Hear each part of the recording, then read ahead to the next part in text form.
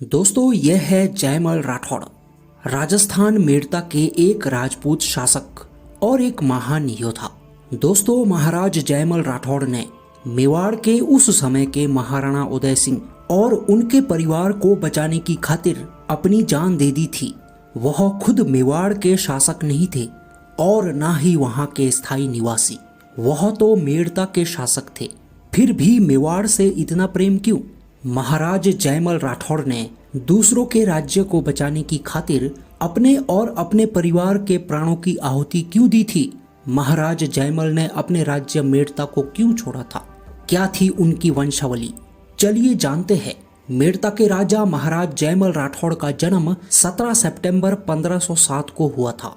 इनके पिता राव वीरमदेव एक महान राजपूत शासक थे।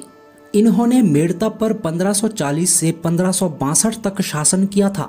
दोस्तों महाराज जयमल राठौड़ कृष्ण भक्त मीराबाई के चचेरे भाई थे।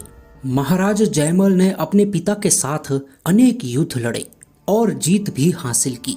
दोस्तों सन 1557 में जयपुर के पास हरमाड़ा के मैदान में मारवाड़ के शासक मालदेव एवं अजमेर के पठान सेनानायक हाजी खान की संयुक्त सेना ने मेवाड़ के महाराणा उदय सिंह एवं मेड़ता के राजा जयमल राठौड़ की सेना को हराकर मेड़ता पर अधिकार कर लिया और मालदेव के भरोसेमंद जगमाल को मेड़ता सौंप दिया। 1562 में जयमल ने खुद को सांभर में पेश किया और मालदेव के खिलाफ मदद मांगी। अकबर ने स्थिति का लाभ उठाया और जयमल के अनुकूल जवाब दिया। जगमाल के खिलाफ मार्च करने के लिए लूणकर्ण शेखावत के साथ शरीफुद्दीन हुसैन मिर्जा को नियुक्त किया। जयमल शरीफुद्दीन हुसैन मिर्जा के अधीन मेड़ता के गवर्नर बने, लेकिन बहुत जल्दी ही मिर्जा ने अकबर के खिलाफ विद्रोह कर दिया। अकबर ने विद्रोह को दबाने के लिए हुसैन कुली खान को भेजा और विद्रोह को दबाने में वह सफल भी हुआ। मेड़ता का किला, जिसे जयमल राठौड़ ने मिर्जा शरीफुद्दीन की स्वीकृति से धारण किया था, फिर से जगमाल को वापस देना पड़ा और जयमल राठौड़ को महाराणा उदय सिंह के यहाँ शरण लेनी पड़ी।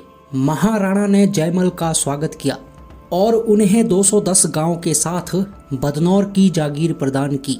1567 में जब अकबर ने चित्तौड़ को जीतने के लिए किले के पास पड़ाव डाला, तो जयमल राठौड़, जो अब राणा उदय सिंह के जागीरदार थे, उन्होंने राणा उदय सिंह को अपने परिवार के साथ किले से सुरक्षित बाहर निकल जाने का परामर्श दिया। किले के अंदर 30,000 आम नागरिक थे और 8,000 राजपूत योद्धा। महाराणा ने चित्तौड़ दुर्ग जयमल को सौंप दिया और खुद अरावली की पहाड़ियों में चले गए। किले के अंदर राजपूत सेनापति फत्ता सिंह चुंडावत थे और किलेदार जयमल राठौड़। अब मुगलों के साथ संघर्ष शुरू हुआ। केवल 8,000 राजपूतों ने बड़ी वीरता से मुगलों का मुकाबला किया, परंतु किले के अंदर खाने पीने का सामान खत्म होने के कारण राजपूतों को साका करना पड़ा। सभी राजपूतानियां जो किले के अंदर थी, उन्होंने जौहर कर लिया और सभी राजपूत लड़ते लड़ते वीरगति को प्राप्त हुई। दोस्तों जयमल राठौड़ की मृत्यु के बारे में इतिहासकारों के अलग अलग मत है।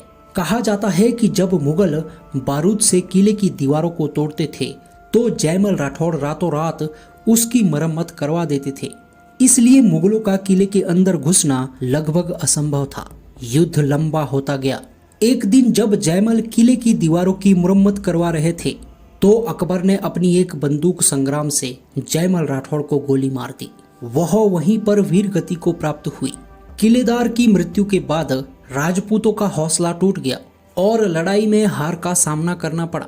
कुछ इतिहासकारों का मानना है कि गोली जयमल के पैर पे लगी थी। युद्ध भूमि में वीर कलाजी राठौड़ के कंधे पर सवार होकर असंख्य मुगलों को मौत के घाट उतारने के बाद वीर गति को प्राप्त हुए थे।